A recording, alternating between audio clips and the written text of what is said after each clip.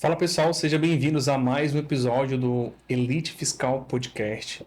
Convidei dois advogados para a gente conversar aqui sobre um assunto muito polêmico, que é as falsas consultorias tributárias, as falsas recuperações tributárias e como você consegue entender a diferença entre oportunidade e armadilha. Eu vou falar aqui um pouquinho, vou mostrar para vocês um pouquinho do currículo deles e também vou deixar eles se apresentarem, certo?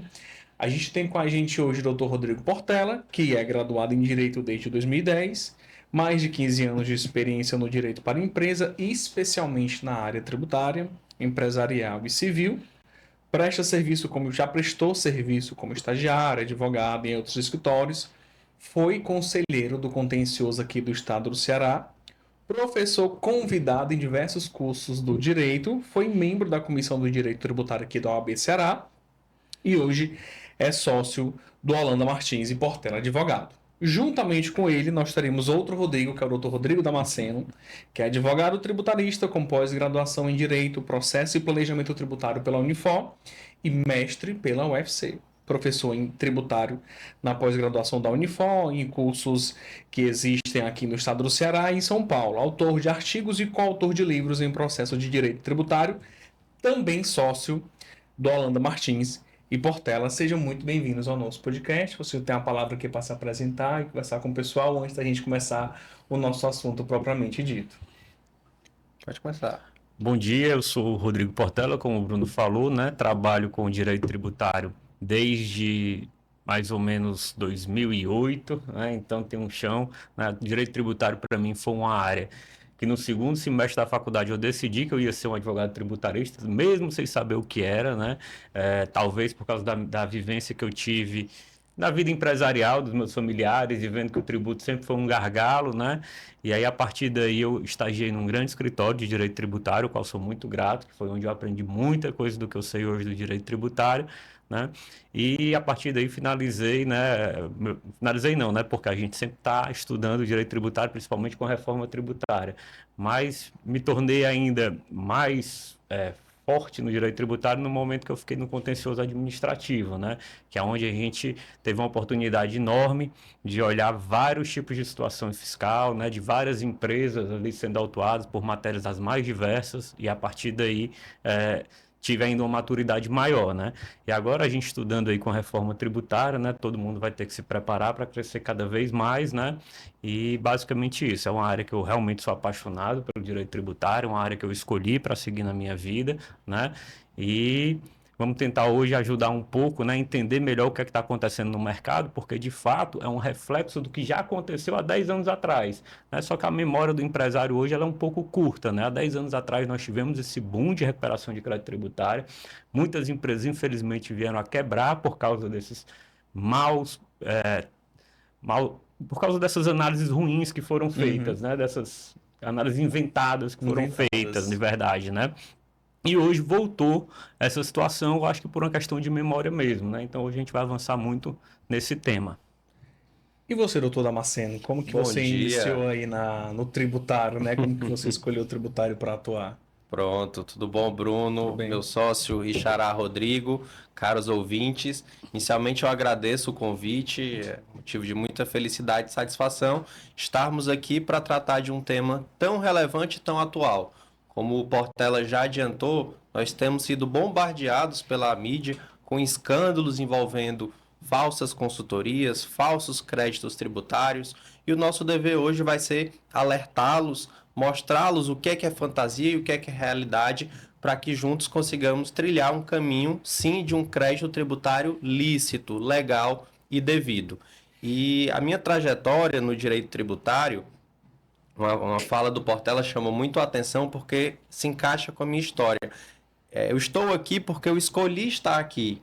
Então, eu não tenho, né, padrinhos, advogados, não tenho outros advogados na família com escritórios de renome, etc., ou que construíram uma carreira dentro do direito tributário que me fizessem pular algumas etapas.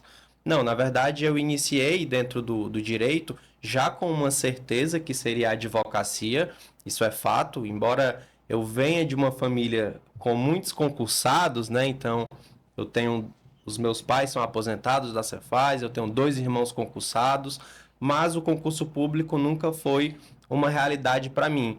Acho que por me inspirar em exemplos de empreendedores de sucesso, etc., eu vi na advocacia um caminho também de poder me abraçar nesses empreendedores e poder ajudar essas empresas nos seus trajetos. E o tributário foi realmente uma escolha. Me dediquei e estudei para conseguir entrar em uma área que é seleta dentro do próprio direito e, obviamente, por meio do estudo e do trabalho, conseguir galgar alguns passos dentro dessa carreira, embora ainda jovem. Então, estamos aqui porque batalhamos para estarmos aqui, né? E é uma área que muitas pessoas se iludem por... Já tem um jargão na própria faculdade de Direito que o tributário dá dinheiro. Então, muitas pessoas acabam enveredando para essa área pensando simplesmente em uma cifra. E talvez aí que esteja um erro. Claro que a gente vai falar de falsas consultorias, muitas delas, eu diria, por má-fé, por dolo, por crime, mas também há, eu diria, os talvez até bem intencionados, mas que não possuem experiência, que não têm o domínio do direito tributário e que acabam igualmente gerando esses prejuízos para as empresas. Então, o direito tributário não pode ser visto como uma área simplesmente pelo dinheiro, né? É necessário muito estudo e muito conhecimento para que a gente possa caminhar de uma forma razoavelmente bem dentro dessa área de atuação. Mas eu tenho uma pergunta. Mas o tributário dá dinheiro? Dá muito trabalho, né? E muitas horas de estudo, né? Assim, a gente não pode simplesmente dizer, eu me formei na faculdade, botei um crachazinho e sou advogado tributarista, né? A gente tem que estudar muito, trabalhar muito, né? Eu acho que quem estuda, quem trabalha, faz isso de forma séria, tende a ganhar bem o mercado, né? Eu acho que é por aí. Você acha que dá dinheiro, Damasceno? Sim, sim. Há muitas oportunidades, há ricas oportunidades. Tratando-se de empresas de todos os portes, é natural que essas empresas elas possam buscar planejamentos e que isso pode gerar uma economia muito grande ou créditos lícitos que vamos conversar também razoáveis. Então, consequentemente, essa valorização que a empresa conseguiria como decorrência de um planejamento tributário, os honorários do advogado acompanhariam esse crescimento. Então, não deixa de ser uma área, mas também não é só chegar e fazer, né? Precisa de muita... Vocês têm assim, vocês conseguem trazer ou lembrar de algum caso, sobretudo de recuperação tributária, que a gente sabe que essas consultorias, as consultorias, as falsas consultorias hoje, o foco é a recuperação tributária. Eu abordo a empresa e digo, você tem tantos milhões para você pegar. Não sabe se como, mas ela sabe que aquela empresa tem aquele valor. Diante da trajetória de vocês têm algum caso prático? Assim, olha, a gente pegou esse cliente e tal, recuperamos milhões, recuperamos tantos mil por conta disso. Você consegue trazer, até para mostrar para o pessoal que também existem os casos lícitos, os casos reais de recuperação? Sim, é possível. A gente pode falar um pouco da subvenção, né, Rodrigo? Acho que seria importante você destacar aí um pouco. Podemos começar por esse tema. O que é a subvenção? Vamos lá. Durante muito tempo houve e ainda há certos conflitos, mas já com panos mais frios, e a gente pode detalhar isso um pouco adiante, mas empresas que possuem incentivos fiscais, vamos pensar aqui no âmbito do estado do Ceará, um FDI, Provin, etc. Essas empresas, elas possuem uma redução mensal no seu ICMS. E isso levava com que elas pagassem menos imposto de renda, então estamos separando unidades federativas aqui, um benefício que ela tinha no estado refletia como um benefício também no âmbito federal, em que ela pagava menos imposto de renda e menos CSLL. Contudo, a Receita Federal tinha um entendimento diferente, que na verdade, ainda que houvesse essa redução de ICMS deveria representar, ser equiparado a lucro, seria um acréscimo patrimonial que aquela empresa teria. Ela, em vez de pagar 100, ela pagou 25. Então, ela teve um ganho, na ótica da Receita Federal, de 75. E esse 75 deveria ser tributado por imposto de renda e contribuição social. Então, diversos contribuintes a nível Brasil judicializaram essas questões e os tribunais foram se consolidando. O STJ deu uma primeira decisão indicando que o crédito presumido de ICMS não deveria ser tributado pelo imposto de renda. IRPJ e pela CSLL, e depois os outros incentivos fiscais, diferimentos, alíquota zero, etc., foram ganhando o mesmo raciocínio desde que cumpridos certos requisitos. Então, esse é um tema que tem um requinte de complexidade, porque envolve uma apuração de ICMS. Uma apuração contábil, né? Isso, então requer essa complexidade no âmbito estadual, benefício fiscal, FDI, mas também na parte federal, porque esse segmento, muitas dessas empresas também possuíam a SUDENE, o benefício federal. E isso unia o cálculo ao lucro da exploração. Então eram muitas variáveis que a gente identificou no mercado trabalhos incompletos, trabalhos equivocados. E nós, né, nos especializamos nesse segmento e conseguimos entregar um trabalho, eu diria, adequado para as empresas do segmento, e realmente alguns créditos milionários foram recuperados. Mas, repito, de forma administrativa. Isso, de forma administrativa. O que quer dizer crédito de forma administrativa, para o pessoal entender? Pronto, boa pergunta, Bruno.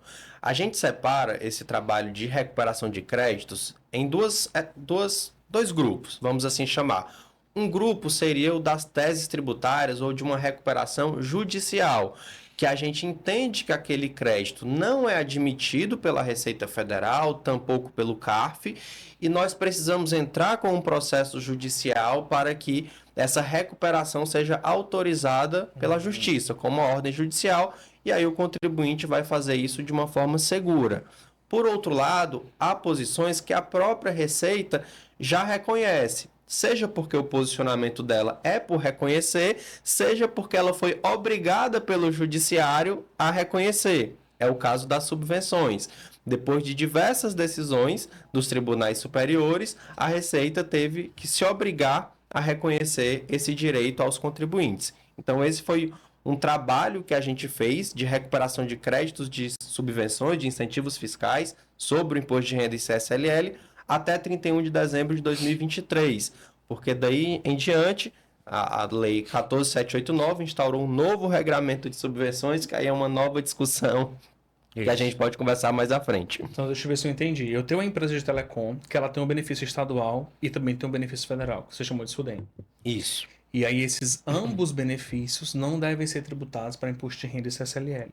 Isso. Então, se eu tributei, eu posso refazer essa minha apuração contábil e me apropriar desse crédito de imposto de renda e CSLL. Perfeito. Hoje ainda dá para fazer, eu posso fazer isso em 2025, de 2024. Pronto. Ou essa lei barrou aí a lei barrou. A gente ainda tem feito esse trabalho, tá, Bruno? Mas, como eu falei, a data corte é 31 de dezembro de 23. Então, considerando o prazo de 5 anos prescricional que a gente tem para fazer... 22, 23. Isso, a gente pegaria basicamente esses 3 anos. Para frente, aí entraria na solução da recuperação judicial, porque o novo regramento ele piorou a vida das empresas. Ele não colocou apenas que o incentivo do Estado é tributado por IR, PJ e CSLL, mas também por PIS e COFINS. Então agora vai ter uma tributação muito mais severa do que havia anteriormente sobre os benefícios estaduais, e aí nós temos ações judiciais questionando essa nova tributação. Então, só resumindo, agora, quando eu tenho um benefício fiscal, eu pago tributo federal, PIS, COFINS, imposto de renda e CSLL sobre esse benefício. Exatamente. Então, o que era bom ficou ruim. É basicamente isso. Exatamente. Né? Mas mesmo assim, né, na lei atual, né, a gente precisa fazer um processo ainda de habilitação na Receita Federal, que é o que a gente tem feito também para algumas grandes empresas, né? Para que ela ainda tome crédito, né, da subvenção, mas de forma limitada, né? Então, essa limitação que a gente acha que pode ser judicializada, mas já fizemos vários trabalhos para várias empresas que não queriam judicializar. Isso. E acabamos somente fazendo a habilitação delas na Receita Federal para que ela use o crédito. E aí, pessoal, o que é que acontece hoje, né? O que é que está acontecendo hoje? De vez em quando, eu mesmo vejo na mídia algumas notícias da Receita Federal deflagrando algumas operações, sempre na casa de milhões, de créditos que foram recuperados, que não foram, créditos que eram indevidos e a galera foi pegando, né? Então, que movimento é esse do mercado hoje, promovido pela Receita Federal, e o que é que são essas falsas consultorias tributárias? Esse crédito que o Damasceno falou aqui da subvenção, ele é um crédito bem específico, uma forma bem específica de se calcular. Mas quando a gente vai para a não cumulatividade, né, para a questão de crédito, débito, principalmente do PIS/COFINS, né, a gente tem um outro mundo aí de crédito que existem que não são aproveitados, seja por desconhecimento do contador e do empresário, né, seja por simplesmente algum erro, etc., que é onde a gente também trabalha muito e tem recuperado muito crédito. Para ter ideia de uma empresa do agro, a gente recuperou quase 2 milhões, certo? Enfim, então assim, isso dá margem para muita gente olhar e falar, pô, 2 milhões na empresa do agro, isso deve ser muito legal, né? É fácil fazer um trabalho desse. Cara, para chegar numa empresa dessa, a gente analisou pelo menos 50, 60 empresas para uma ter direito a crédito. Mas o que é que acontece? Essas empresas de consultoria, para elas, todas as empresas têm direito a crédito, tá? E aí, Todo mundo tá errado, todo só mundo ela que tá tá errado, certo. exatamente, só ela que tá certo. E aí o que é que eles fazem? Já chegou para a gente consertar o que essas empresas vêm fazendo aí no mercado, tá? Elas não seguem a norma, tá? Pedem restituição de PIS/COFINS, pedem restituição do tributo que seja de forma administrativa, fazem a declaração de pedido de restituição e inventam um número, sem seguir a norma e sem dizer que número é esse nem de onde é que ele vem, certo? Então, isso tem acontecido, né? A gente tem visto aí que a Receita realmente está atenta a isso, né? Tem saído aí várias reportagens, várias matérias, né? E está sendo realmente, ela está tendo uma atenção especial nesse tipo de situação, porque houve realmente um boom, né? Há anos atrás já aconteceu, né? Isso, como eu disse no início aqui da gravação, e hoje está voltando, só que hoje está mais capilarizado do que no que aconteceu nos 10 anos atrás. Porque hoje tem o Instagram, né, para divulgar. Hoje tem um Instagram, o cara monta lá um telemarketing, certo? Lá no Sul e Sudeste, vai atrás de CNPJ, ou então bota lá Uma automação? uma automação, né? O empresário está muito bombardeado, eu tenho direito a crédito, eu estou pagando imposto. Pagar imposto, ninguém quer, né? Todo mundo, até porque no estado como o nosso, a gente não tem uma contrapartida, né, que justifica o pagamento de tanto imposto, isso é fato, né? Mas existem as leis e as regras que a gente tem que seguir, né? Então, assim, a gente pode tomar decisões arriscadas, como o Rodrigo falou, da recuperação aqui de crédito judicial, né? Se a gente acha que um crédito não é bom, a gente judicializa para ter segurança, né? Agora, a gente não faz administrativamente, né? Então, isso tem gerado realmente esse movimento muito grande. Muitas empresas vão sofrer problemas nisso. Hoje a gente está analisando um grupo de 5 empresas que já passou por isso, certo? Que passou lá um crédito absurdo, que não existe nem fundamento, é só um número solto lá na Receita Federal, e que o cara disse, não, achei isso aqui e segue a vida. E aí paga, né? E quando ele faz a declaração ali, ele já paga os honorários da consultoria, a consultoria mora lá no Sul e Sudeste e foi embora. Sumiu. É. Damasceno, tu consegue trazer pra gente assim, um exemplo do que é que elas prometem? Qual é o principal ponto? O Rodrigo falou sobre a questão dos créditos PIS/COFINS, né? Para as empresas ali que trabalham na não cumulatividade. Mas existem outras teses que são utilizadas por eles? Muitas outras. Eu vou te pedir a gentileza para entrar no modus operandi, em como que eles têm executado esse tipo de trabalho, e aí eu finalizo com um exemplo. Combinado? O que é que a gente precisa ter consciência, né? Porque às vezes chegam para o empresário, e aí talvez esse seja um ponto que é realmente triste, né? Porque pega um empresário que está aperreado, que está Caixa sufocado, caixa apertado, e vem com uma promessa dessa, é muito sedutor, né? E é muito fácil para o empresário, infelizmente, ser convencido por argumentações ardilosas e aceitam essas falsas consultorias. E o trabalho, ele funciona até certo ponto. Por que eu digo isso? Porque hoje a maioria dos nossos tributos, eles são sujeitos ao lançamento por homologação. Como é que funciona? O contribuinte apura, calcula e paga o tributo independentemente de uma análise prévia da Receita Federal, do jeito que ele quer. O mesmo vale para os créditos. O mesmo vale para compensações, que a compensação é um instituto legítimo, está previsto no Código Tributário Nacional, mas essas falsas consultorias, elas podem, da mesma forma que elas conseguem apurar e pagar o tributo que elas querem, elas também conseguem criar esses falsos créditos tributários, e hoje a Receita Federal tem um sistema, que é o Perdecomp Web, que permite que essas empresas, ou enfim, quem quer que seja, consiga realizar essas compensações. Então, pega o tributo que é devido, cria um crédito tributário e realiza essa compensação. No dia seguinte, se a empresa tiver um débito de 100 mil, criar um crédito de 100 mil e quitar, 5 dias depois aquela empresa vai estar com certidão negativa. E a bomba demora a estourar. Esse é o grande ponto. A empresa pode até estar satisfeita com essa consultoria que recebeu por 1, 2, 3, 4 anos, até que chegando lá no 5º ano, que é o prazo que a Receita tem para efetivamente analisar o trabalho que foi feito, a declaração de compensação que foi feita, a Receita identifica a fraude, glosa aquele crédito e cobra com multas pesadíssimas, que se for identificado justamente indício de fraude, sonegação, a multa pode chegar até 150% pela Receita Federal, tá? Fora todos os outros encargos e incidentes. Então, assim... Nisso aí a consultoria já foi-se embora, já recebeu os honorários, morreu. você não sabe nem mais... E já gastou também. Mais onde está. Então, exemplos.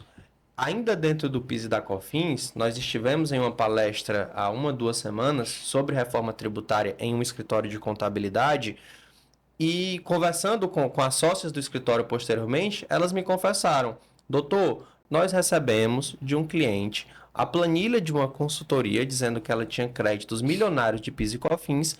Quando fomos analisar, ela pegou o nosso balancete, pegou todas as nossas despesas e aplicou a alíquota de 9,25% de crédito de PIS e COFINS sobre todas as despesas. Então aqui é um exemplo. E sabe como é que ele pode até conseguir convencer o empresário com má fé? Porque tem uma decisão do STJ que falou que insumo para fins de PIS e COFINS é tudo aquilo que é essencial ou relevante à empresa. E nós também passamos, ano passado, acho que bem 2 horas no CRC discutindo o que é esse conceito de essencialidade e relevância. Porém, ele chega para o empresário e fala: o STJ disse que gera crédito tudo que é essencial ou relevante. Aí ele mostra as despesas. Essa despesa aqui não é relevante não para a sua empresa? O empresário vai falar: é claro que é, se não fosse eu cortava. Mas o conceito ele também não é tão subjetivo assim que eu posso emplacar... Não é apenas gerencial, né? Exatamente. Então, muitas dessas recuperações, infelizmente, são fadadas a serem reconsideradas pela Receita com as penalidades que eu mencionei. Tem outro ponto, Bruno, que o pessoal está indo também muito sobre a folha, tá? A folha, é uma discussão antiga sobre a folha. Tem 2 discussões, basicamente. O que é de natureza indenizatória e o que é de natureza salarial, certo? O que é de natureza indenizatória não vai pagar as contribuições previdenciárias, o que é de natureza salarial vai pagar. E aí começa uma discussão de verbas, certo? Então a consultoria chega lá e diz que todas aquelas verbas lá são de natureza indenizatória, portanto ele tem direito à contribuição previdenciária. E aí tem várias discussões, né? A gente tem aí o texto de férias, uma hora o próprio STF entendeu que tinha natureza indenizatória, depois ele mudou o entendimento dele dizendo que não tem, que tem natureza salarial, e aí vai. Então, essas verbas elas têm que ser analisadas com muito critério. E um outro ponto que também estão caindo muito em cima da folha é que a gente teve uma grande discussão que, em tese, ela encerrou, né, porque o processo ainda não transitou em julgado no ano passado, que é da contribuição de terceiro, né, que é aquela contribuição de 5,8% para o Sistema S, que alimenta ali o SESC, Senai, etc. E aí, a gente discutia, levou para o judiciário, dizendo que essa contribuição ela tinha a base de cálculo limitada a 20 salários mínimos. Certo? E aí a gente brigou por isso, né? Quando foi no final do ano passado, né? O STJ deu uma decisão mudando o entendimento histórico dele no sentido de que não existe esse teto, certo? E fez uma aplicação que a gente chama de uma modulação, né? Vamos dizer assim, ele diz assim: a partir daqui, quem fez, que teve uma decisão judicial ou fez administrativo, eu vou validar, mas a partir daqui ninguém mais faz. E semana passada a gente recebeu uma empresa querendo fazer administrativamente a restituição das contribuições de terceiro na Receita Federal. Então, assim, não sei se é desconhecimento, eu duvido muito que seja desconhecimento nesse caso específico, tá? Mas está lá tentando e o empresário vai fazer e vai vir uma operação da Receita porque o tema está em evidência, né? Até porque o julgamento final foi no ano passado. Tá, a gente teve aí já oportunidade de imposto de renda CSLL federal, oportunidade de PIS e COFINS federal. Você está falando da questão trabalhista previdenciária, que hoje também é federal. Mas por que que ninguém quer fazer isso aí com o ICMS? Porque ninguém vai lá no ICMS, retifica o SPED, pega... Porque ninguém inventa crédito de ICMS? Porque eu acho que o crédito ICMS está muito mais próximo às empresas, né? Porque como a gente tem aí as secretarias da Fazenda de olho, né, nesses créditos, né? Quem se aventura muito nisso e torna complexo, né, até pelo nosso sistema tributário atual, né? A grande vantagem da reforma tributária, o único benefício que eu vejo, assim, na minha visão da reforma tributária é a federalização, né, da legislação estadual e municipal em relação aos tributos, né, em relação ao IBS, né? E a partir daí vai ser extinta toda essa legislação que tem nos estados e no município, que aí cada estado, cada município pode ter a sua legislação, não é que todos tenham, mas podem ter, né? Então tu acha que a galera não mexe com o ICMS porque a Cefaz é mais de olho do que a Receita Federal? Eu acho que sim, tá? E assim, historicamente o ICMS teve muita discussão jurídica já, né? Assim, essas compensações, né? Até possível fazer, a gente faz, né? Por exemplo, às vezes uma pessoa toma um crédito, muito comum, um crédito de energia elétrica, né? O crédito de energia elétrica na indústria, ele é tomado muitas vezes de forma errada, né? Existe lá uma previsão dos 80-20, né? Que a gente conhece, né? Então, sobre o ICMS da conta de energia elétrica, eu presumo, né? Que 80% é para a indústria e 20% para a parte administrativa. Nesses detalhes existem também muitos erros, mas Para maior. exatamente. E aí pode ter laudo, pode não ter laudo, aí a gente entra no mundo de discussão. Mas essas consultorias, elas estão focadas no federal porque elas conseguem atingir o Brasil todo. Mas não se engane, com o IBS, CBS, né? Que aí até um cliente essa semana falou, rapaz, eu vejo a reforma tributária da seguinte forma: toda empresa agora vai ser lucro real. Basicamente isso. Em relação a IBS, Até o CBS, simples. exatamente, até o simples vai ser lucro real. Então, acho que com a entrada aí do sistema do IBS-CBS, essas consultorias vão começar realmente a atacar de forma nacional os tributos municipais e estaduais, que hoje não tem esse foco. No meu histórico, o que é que eu percebo?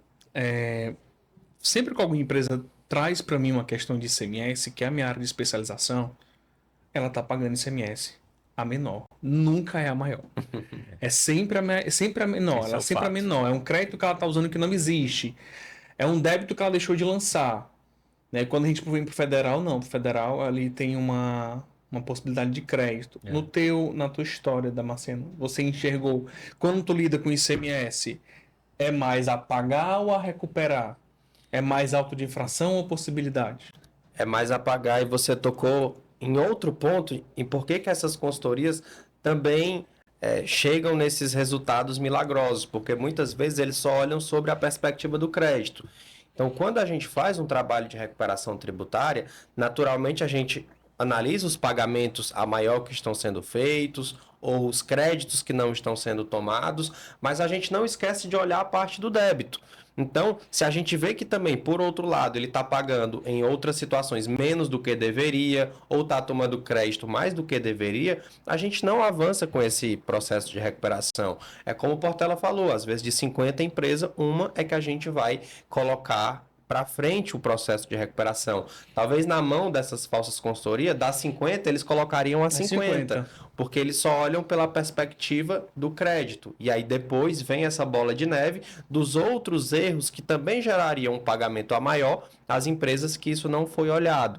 Então, esse é um ponto certamente a considerar. Só para voltar na sua pergunta anterior, né, do porquê que o mercado também ele é mais aquecido na recuperação federal do que estadual, além dos pontos trazidos pelo Portela, mas eu diria também pela aquela facilidade procedimental que eu mencionei. Sim. Hoje o Perdecomp é muito simples para que as empresas consigam justamente lançar esses novos créditos e realizarem as compensações. Até o pedido de restituição, ele costuma ser mais célere do que a nível estadual.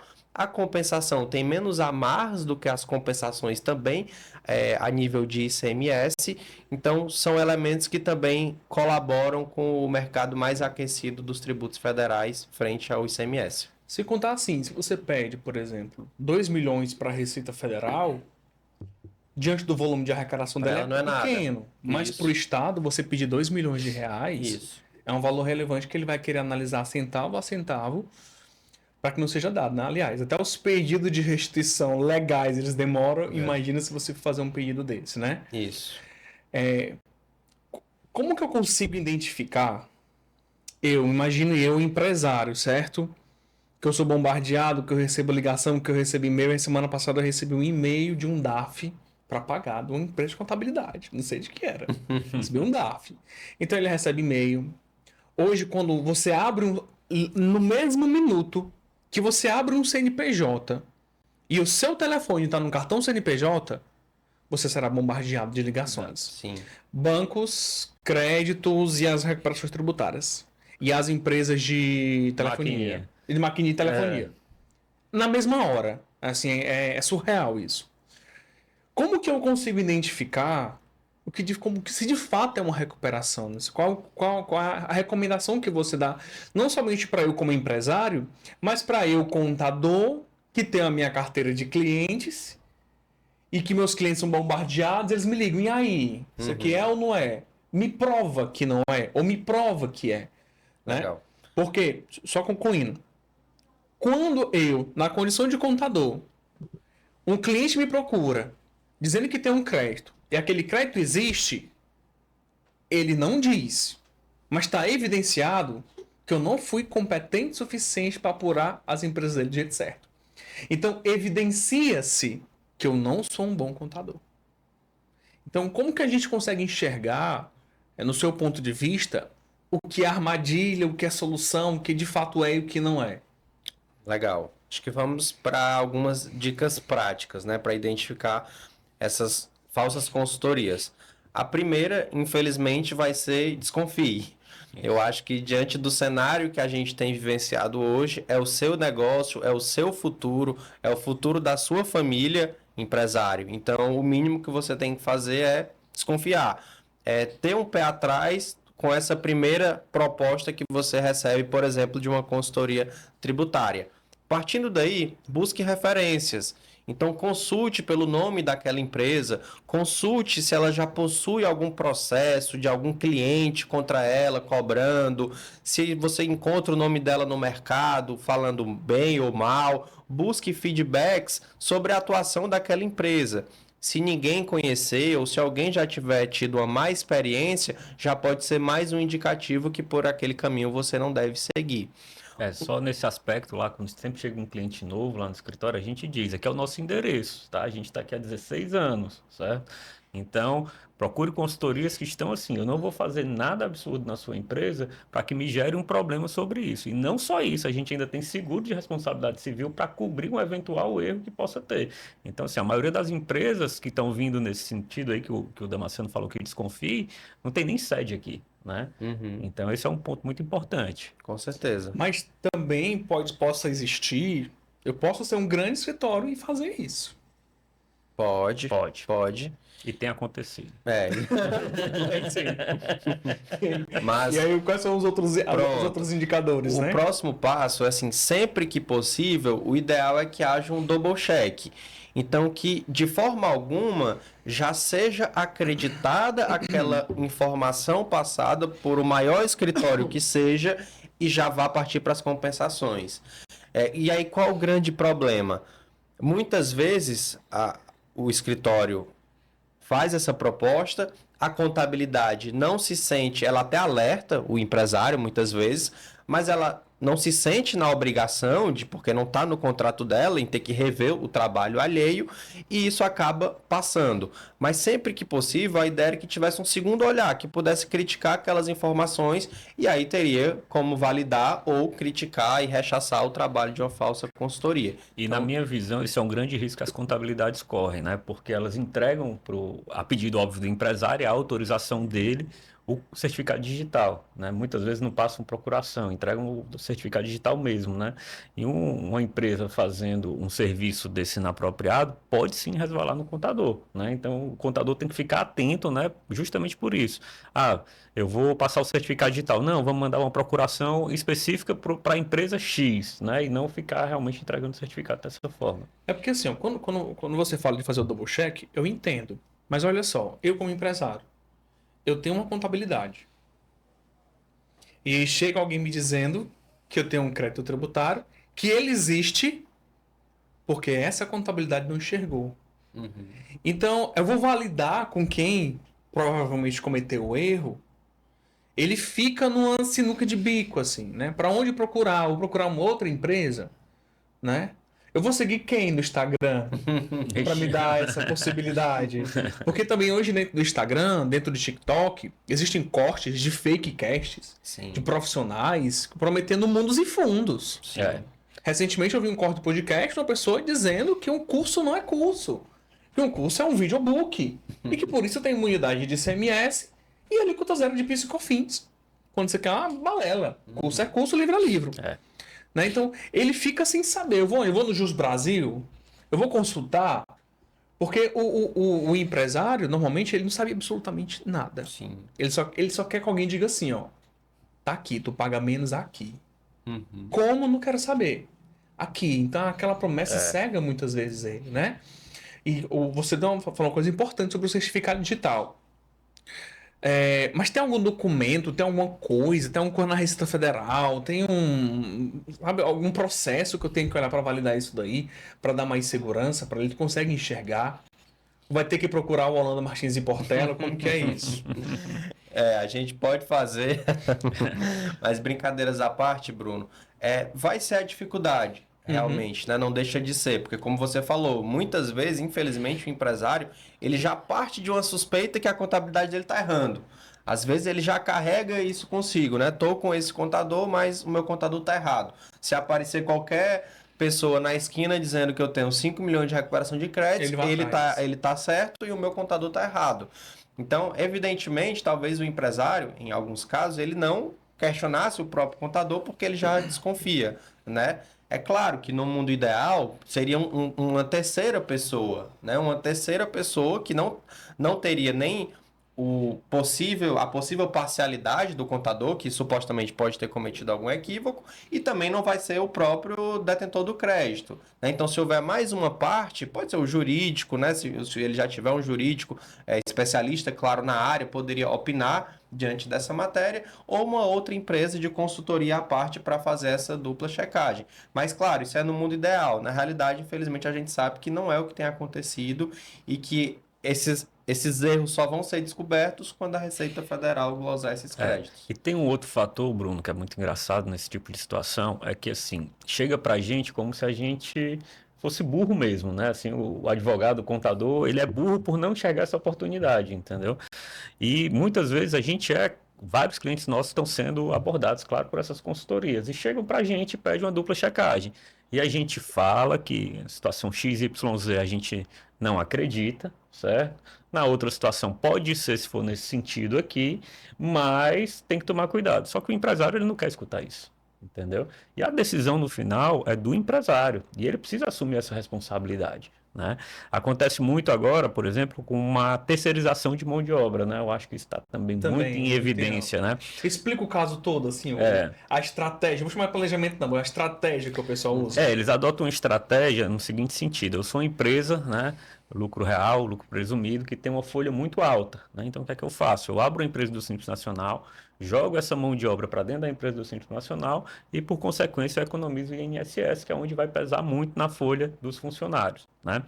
E aí, chega várias consultorias dizendo, eu tenho uma estratégia para terceirizar sua mão de obra e eu vou pedir 30% do que você economizar. Nossa, é muito dinheiro. Exatamente, 30% no risco. Tá bom. Aí chega pra gente, eu digo, cara, essa ideia é excelente, é ótima. Pena que o Simples Nacional não admite a terceirização de mão de obra. Se você botar essa atividade, sua empresa vai ser automaticamente excluída do Simples Nacional, certo? Então, sempre que falar de folha e Simples Nacional, desconfie, tá? Aí, mas isso não acontece, tal, acontece pouco, não tem acontecido muito no mercado. Perfeito. Tem acontecido pouco no mercado. A Receita tem pego poucos casos desses, mas eu já peguei 2, certo? Então, assim, a gente já teve que defender a auto-infração nesse sentido, teve já denúncia do Ministério do Trabalho nesse sentido. Se você quer fazer, faça, mas assuma o risco que você está correndo. Se prepare para o risco, né? E esse é o ponto que é importante, que o empresário esteja preparado para o risco. É que a gente não é santo, né? A gente vai seguir o que o empresário disser, mas óbvio, com o devido aconselhamento. Às vezes, a empresa não é sua, né? Exatamente. E ele não gosta de escutar aconselhamento. Ele não gosta de escutar que isso aqui tem risco. Ele quer escutar, vai, Faz. E a gente nunca vai fazer isso. Tem uma frase que eu escutei em outro podcast, o cara diz assim, se você quer acreditar numa mentira, só um mentiroso vai te satisfazer. Exato, E perfeito. acho que é muito disso, Sim. né? Ele quer o pezinho de alguém assim, vai, pega, não dá em nada, não vai dar em nada. Essa é a Fulano frase, fez, né? cicrano Fulano fez, tá deu aí, ó, certo. tamanho. É. Sempre pega assim um caso assim, né? Nossa, o cara que já tem um jurídicozão grandão, que ele vai entrar com um processo até prescrever, o cara é pequenininho, ele não vai estar, né? Exato. Portela, você acha que quando existe uma parceria, contador-advogado, eu consigo mitigar, cair nessas armadilhas? O que você acha hoje assim dessa possibilidade de parceria, contador e advogado? Eu acho que sim, por exemplo. Essa semana mesmo chegou um cliente lá no escritório, tá? A gente estava analisando lá a situação do certificado digital dele.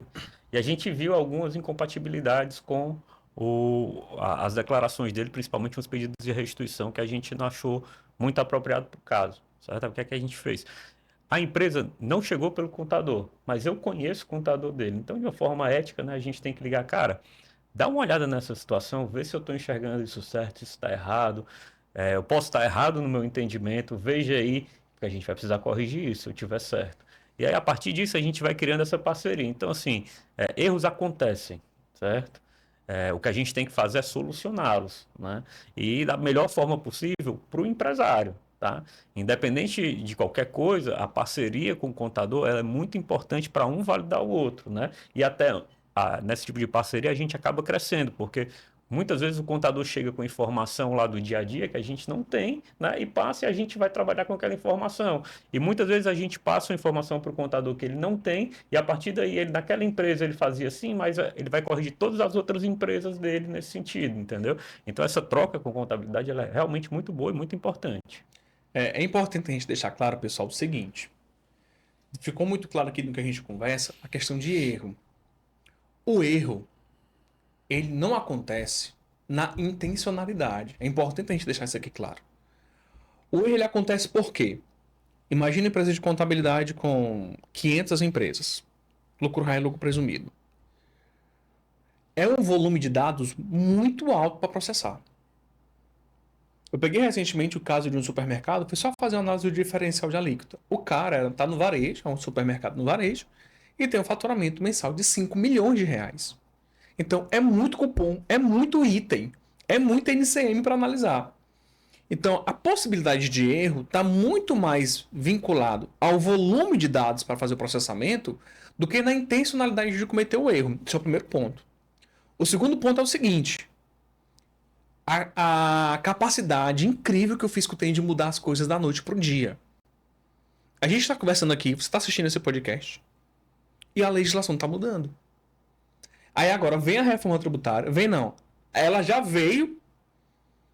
O que vocês vão ver de vai e volta, de publica e retifica, de publica e revoga, e de que não é assim e assado, até 2033, vai ser uma loucura. Então é nisso, é nesses dois pontos que o erro vem. Então não há intencionalidade, né? Você como empresário pode falar assim, porra, eu pago tão caro na contabilidade, pago tão caro no meu jurídico, e mesmo assim o erro acontece? Pois é, mas não existe uma intencionalidade. É porque nós temos um tributário complexo, confuso. O Dr. Rodrigo Portela falou que tinha-se um entendimento sobre folha, e aí depois ele mudou esse entendimento. Subvenção tinha um entendimento, depois eles mudam o entendimento. Então, a todo momento isso aqui pode estar acontecendo. Esse podcast, inclusive, pode ficar desatualizado em uma semana. Se o STJ ou o STF disser assim, não, galera, bora pegar a subvenção de novo. Pode mudar. Então é aí que nasce o erro, né? E realmente a parceria contador-advogado, ela é muito válida porque você vai ajudando a outra pessoa ali na limitação dela. Hoje o escritório, ele trabalha com parcerias com advogados? Existe alguma responsabilidade compartilhada? Como que funciona isso? Sim, nós trabalhamos em parcerias, né? Temos algumas parcerias e o mais interessante, Bruno, dessas parcerias é justamente quando as duas partes elas têm a capacidade de ter um conhecimento apurado sobre a matéria em discussão. Porque entra tanto na linha do que eu falei, de haver um double check entre os próprios parceiros, uma segunda validação, digamos assim, do trabalho, e isso gera essa segurança, esse conforto para os clientes, tá? Normalmente, nós operacionalizamos, nós executamos e nós assumimos a responsabilidade integralmente pelo nosso trabalho. Até como o Portela falou, né? Temos um seguro de responsabilidade civil caso um cliente nosso venha a sofrer qualquer prejuízo como decorrência da nossa atividade advocatícia, certo? Então, nós assumimos essa responsabilidade decorrente do nosso trabalho. O que nós recomendamos o tempo todo aos nossos parceiros contadores, inclusive quando aparecem as falsas consultorias e o cliente topou e eles não têm alternativa, é sempre documentarem com termos de ausência de responsabilidade. Então, o contador elabora um termo, assina, dizendo que, enfim, não valida aquele trabalho que está sendo feito, que foi feito por um terceiro, etc. Mas, eventualmente, só vai transmitir alguma coisa porque o cliente, assim, está orientando. Certo? A ideia é que o contador, sempre que possível, diante de uma consultoria dessa, ele, por meio de uma procuração digital e não do certificado, foi a ressalva que o Portela já fez, ele deixe que o outro procurador transmita as obrigações que tem que transmitir. E sempre a contabilidade fique se resguardando para evitar qualquer tipo de responsabilização pessoal em face do contador. Só para fechar esse ponto. Por que isso é relevante? Porque nós estamos falando aqui, desde o início, em números, em cifras milionárias, em contas que podem chegar, mas a gente não pode esquecer, Bruno, da responsabilidade criminal que muitas vezes esse tipo de conduta gera. Então, já nos deparamos com processos, essas compensações das falsas consultorias, em que foi inventado a compensação, a declaração de compensação foi preenchida indicando um número de processo judicial. Falava que seria um crédito de uma tese decorrente do número de processo judicial X e milhões sendo utilizados como créditos. A Receita, quando foi verificar, viu que o processo judicial mencionado não existia. Sequer existir. Inventaram um número de processo. E aí, naturalmente, aí é um crime você inventar que realmente foi um crédito totalmente inventado. E o sócio da empresa com uma repercussão criminal, um processo criminal em face dele na defesa, né? Tentando explicar que foi uma consultoria, nomeando, etc., que obviamente não vou citar o nome aqui, mas tentando escapar e manter o seu nome limpo, mas é uma discussão complicada. Então, evite esse tipo de situação, né? Você, contador, sempre fique com esses termos assinados, eximindo a sua responsabilidade, e você, empresário, siga o passo a passo que a gente conversou para evitar que isso possa vir a acontecer com você. Tu me fez lembrar aqui de uma pergunta, cara. É o seguinte. Não existe hoje algum canal de denúncia para isso? A OAB ela atua nisso? Porque o Portela falou o seguinte. Há mais ou menos 10 anos isso aconteceu. 10 anos depois está acontecendo de novo. Aí assim, todo mundo sabe quem é, mas ninguém fala. Mas se denuncia. Existe um canal, a OAB ela tem uma posição relacionada a isso. Porque veja só, vamos dar um exemplo. Você trouxe um exemplo aqui muito claro. Que é naturalmente todos os elementos de um crime. Eu tenho todos os elementos. Uma coisa é eu dizer que existe aquele crédito por uma análise equivocada. Outra coisa é, tem todos os elementos de um crime. Se denuncia, a OAB faz alguma coisa, caça essa pessoa. Existe algum... Vocês já pegaram algum caso assim? Eu realmente não sei se a OAB tem alguma atitude em relação a isso, tá? Existe, óbvio, na OAB o Conselho de Ética, assim como existe no CRC, né? Que a pessoa que foi lesada nesse tipo de situação pode ali fazer uma denúncia, né? E aí tem um tribunal administrativo para isso. Mas, assim, nessas consultorias não tem sido só prestadores, profissionais, né? Como contador e advogado. Às vezes o cara monta um telemarketing ali com um cara que não tem nem uma graduação, não tem nada, vende ali para ele dizendo que aquilo ali é a maravilha do mundo e ele tá vendendo aquilo ali para um terceiro, acreditando realmente que aquilo ali é bom e que vale a pena, entendeu? Então eu acho que é um caso de polícia mesmo, não é um caso de conselho, entendeu? Não, e de fato, porque como é fácil você entrar no ECAC, preencher, retificar e sumir, é muito fácil. Você não precisa colocar CRC, você não precisa colocar número de ordem, nada disso. disso. Então, o negócio passa ali realmente mais fácil, né? É Tem verdade. até a questão do CAPAG, que a gente pode entrar aqui também. CAPAG? É a revisão de CAPAG, né? Da transação da Receita Federal. Ah, sim, tem as transações. Exatamente, em relação à transação, né? Tem as classificações A, B, C e D, né? E aí o pessoal pega uma empresa que está com capacidade A, que não tem desconto, né? Em relação a uma E joga para transação, D. e tenta fazer processo administrativo para jogar pro C, né? D seria a empresa de recuperação judicial, mas jogaria para o C para tentar ter uma redução do débito, né? Isso é muito fácil de você saber quanto é que a empresa está devendo, né?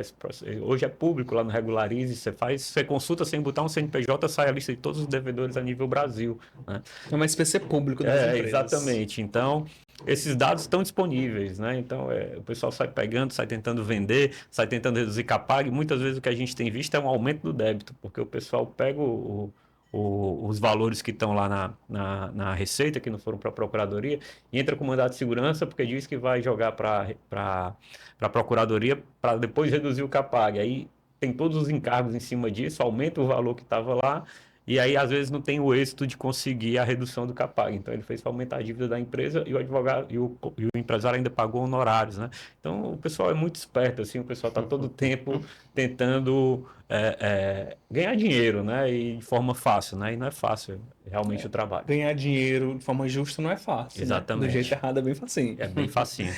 Cara, qual o conselho que você daria, assim, para quem é contador, quem é advogado, assim, que quer atuar na consultoria, assim, mas com ética, né? Se tu fosse olhando um pouco para tua história de vida, para as decisões que você tomou, né? O que foram primordiais ali para atuar com ética, para saber que o seu nome não vai estar no jornal, que não, a Polícia Federal não vai bater no seu escritório, levar todos os computadores e reter documentos. Qual o conselho que você daria assim, para quem quer atuar de forma ética dentro desse mercado?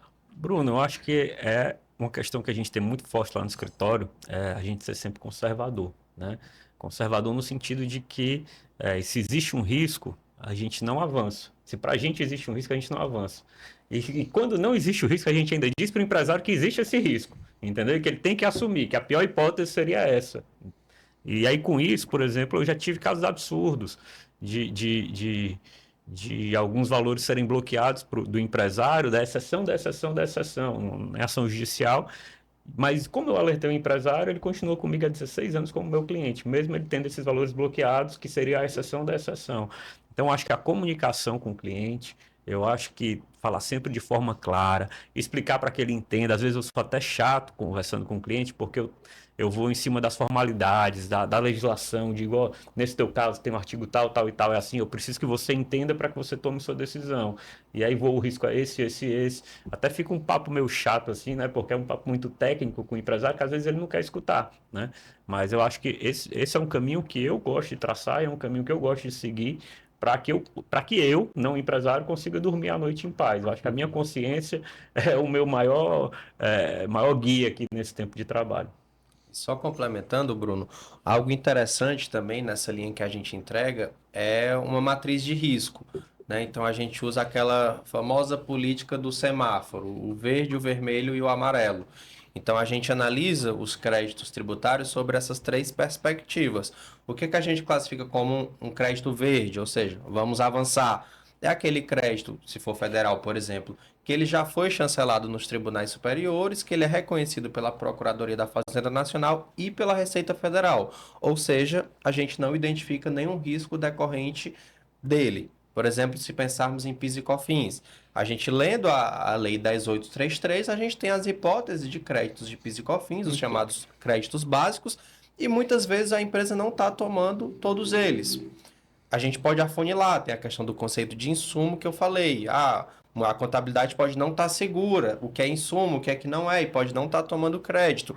Mas a gente pode, via soluções de consulta, identificar que a Receita já chancelou certos insumos para determinadas atividades. Então, um crédito verde é que realmente a gente não visualiza um risco, a menos que haja uma mudança de posicionamento, mas, regra geral, aquela mudança só valeria para frente, né? Então, não impactaria no cliente.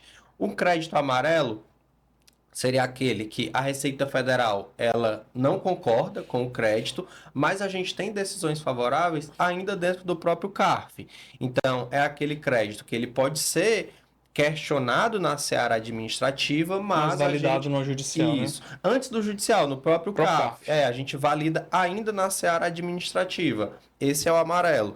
E o judicial, e o vermelho, é justamente o que a gente só recomenda que o cliente se utilize depois de uma decisão judicial que assim conceda. É claro que, como Portela falou, a gente munindo o cliente de conhecimento, ele vai ter um poder de decisão. Porque ele sabe que a responsabilidade daquela decisão, a responsabilidade do negócio, no fim do dia, será dele. Então, entendendo os cenários, pode ser que o cliente chegue e fale, não, eu quero utilizar o crédito vermelho administrativamente. Não é a nossa recomendação, né? A gente vai, pelo contrário, orientar que assim ele não faça. Mas, às vezes... A empresa não é sua, né? Exatamente. Às vezes o cliente... Não, ou é uma necessidade, enfim, né? Não, preciso, senão eu vou quebrar, enfim. Quebrar de todo jeito. Pois é, né? Eu preciso de caixa agora, vou jogar esse problema para frente. Assim, acontece, né? E qual conselho você daria também para quem quer atuar na consultoria de forma ética? Eu acho que assim, um primeiro ponto, né, que por mais clichê que seja, tem que ser o estudo. Né? Não é uma área simples, não é uma área que qualquer pessoa do dia para a noite vai conseguir... especialista. Exato, né? Se torna especialista e com um vídeo de 1 minuto no Instagram vai conseguir, com tráfego pago, vai conseguir clientes e aí vai saber operacionalizar.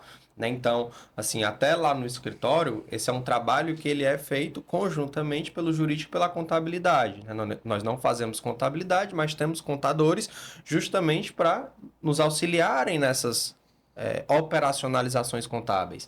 Né? Então, requer um estudo, requer um conhecimento.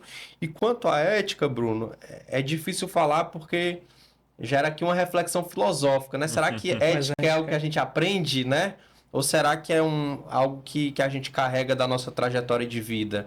Né? Talvez se um cidadão já chegar à casa dos 30, 40 anos com uma falta de ética, vamos assim falar, talvez seja difícil para ele... caráter, né? Pois é, ter essa virada de chave. Né? Mas acho que seria basicamente aí, complementando o Portela com o estudo e o conhecimento para fazer um trabalho bem feito, sem aventuras. Quem quer seguir vocês? Quais são as redes sociais para seguir, para acompanhar do escritório? Como que é? Qual serviço vocês prestam? Esqueci de falar essa parte, não foi? Nós somos um escritório voltado para empresas, né? A gente trabalha de forma completa, tanto na parte do tributário, que é o meu foco e o foco do Damasceno aqui, na parte civil, né? Na parte empresarial pura, né? De acordo de acionistas, estruturação A societária. gente tem que marcar um podcast sobre o planejamento sucessório e hold familiar, viu? Também que está dentro aqui do empresarial, né? Sim, sim. E na parte trabalhista, né? Então a gente trabalha para o cliente, né? Para a empresa de forma completa. Esse é o nosso foco, né? E o meu Instagram é rodrigoportela.adv, né? O escritório o Instagram do escritório é @hmp.adv. E o meu Instagram, rodrigodl.tex. E Perfeito. Estamos lá no HMP, prontos para recebê-los, para a gente trocar uma ideia e amadurecer o conhecimento em recuperação tributária e em outras áreas do direito tributário e empresarial. Se algum contador estiver assistindo e tiver se identificado aqui, ele pode procurar para marcar uma reunião, para levar algum cliente, se é possível, levar isso para a nossa audiência. Não, pode sim, né? Inclusive pode falar com a gente lá no Instagram também. Se tiver alguma dúvida, quiser alguma ajuda, a gente está aqui disponível para isso, certo? A gente trabalha, o cliente é a consequência dessas comunicações que a gente tem, né? Então, fiquem à vontade de perguntar, de conversar, para que a gente possa, a partir daí, evoluir, talvez uma parceria, ou ter um cliente passando por uma dor dessa e precisa defender, né? Traga aí para a gente fazer uma análise que, com certeza, a gente vai para cima aí de uma forma como a gente pautou aqui hoje durante todo esse podcast, que foi uma forma conservadora, né? Chegar da forma certa para o cliente. E eu quero agradecer a presença de ambos. Aprendi muita coisa aqui, trouxe um alívio, né? Porque às vezes, inclusive a quem está assistindo vai também sentir, você fica duvidando da sua própria certeza. Cara, eu fiz sempre assim, tá certo, eu li a norma e de repente eu encontro no mercado alguém que não trouxe aquilo, e aí vocês trazendo essa clareza, esse conservadorismo e mostrando que eu consigo sim construir uma carreira pautada nesse conservadorismo, isso traz um fôlego pra gente. Então eu quero agradecer Dr. Rodrigo Portela, Dr. Rodrigo Damasceno, pela disponibilidade. E depois a gente vai marcar um outro podcast aí também para a gente falar sobre o Hold, tá? Agora, palavra final com vocês. Quer começar? Posso começar. Bom, a palavra final é de agradecimento em primeiro lugar, né? Foi muito bom, Bruno, a gente estar aqui, poder esclarecer alguns pontos que têm sido noticiados na mídia e também, claro, finalizar com esse alerta, né? Eu acho que a gente pretendeu deixar claro aqui que a recuperação de créditos, ela é um trabalho lícito, é um trabalho possível dentro de uma realidade. Então, você, empresário, não feche as portas para esse tipo de serviço, porque muitas vezes o seu concorrente pode estar ganhando competitividade por ter identificado um crédito tributário regular que você não identificou por, como disse, fechar a porta. Porém, abra essa porta com todas as ressalvas que nós conversamos aqui. Né? Faça uma nova checagem, desconfie, e se inclusive se for uma análise nossa, desconfie, critique, nós teremos o prazer de explicar argumentativamente, com fundamentação, base legal, o porquê que aquele crédito que identificamos é lícito e devido para o seu negócio. Obrigado e foi um prazer estar aqui. Pronto, depois disso, só me resta agradecer mais uma vez ao Bruno, né, pelo convite, né? A gente sempre aí tá junto em vários eventos, nossa parceria é bem forte, né? E tem sido sempre muito proveitosa, eu acho que para todos nós, né? E agradecer mais uma vez, né? E assinar embaixo aqui do que o Damasceno disse, né? Se você precisar de alguma ajuda, se você precisar realmente de uma assessoria, de um acompanhamento, pode falar com a gente que a gente vai estar aqui à disposição. Perfeito. Para você, siga-nos nas redes sociais. Meu Instagram é bruno.vianamacedo e a gente se vê no próximo episódio do Elite Fiscal Podcast.